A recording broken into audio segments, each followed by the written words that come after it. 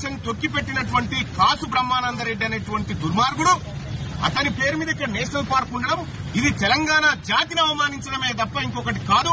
అందుకోసమే ఇవాళ నుంచి ఈ ఏదైతే కాసు బ్రహ్మానందరెడ్డి పేరుందో ఆ పేరును తొలగిస్తూ ప్రొఫెసర్ జయశంకర్ నేషనల్ పార్క్ గా ఇది నామకరణం చేసుకుంటా ఉన్నాం.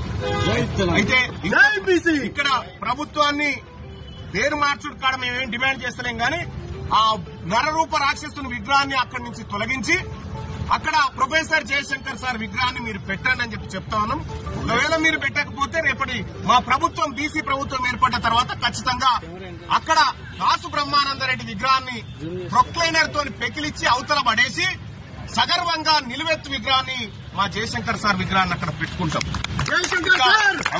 ఒక్కటే కాదు, ఇంకా చాలా పార్కుల పేర్లు, చాలా హాస్పిటళ్ల పేర్లు కూడా వాళ్ళ పేర్లతో ఉన్నాయి. ఎట్టి పరిస్థితిలో ఈ తెలంగాణ విధానం ప్రత్యేక రాష్ట్రాన్ని అవమానించినటువంటి వ్యక్తుల పేర్లు ఉండడానికి వీల్లేదు. ఇది ఈ తెలంగాణ రాష్ట్రం బీసీలది, ఈ తెలంగాణ రాష్ట్రం అణగారిన వర్గాలది. కాబట్టి ఎస్సీ ఎస్టీ బీసీలమందరం కూడా ఈ తెలంగాణ రాష్ట్రంలో మా ఉనికిని చాటుకోవడం కోసం, మా ఉనికిని నిలబెట్టుకోవడం కోసం ఈ కార్యక్రమాలన్నీ చేపడతా ఉన్నాం.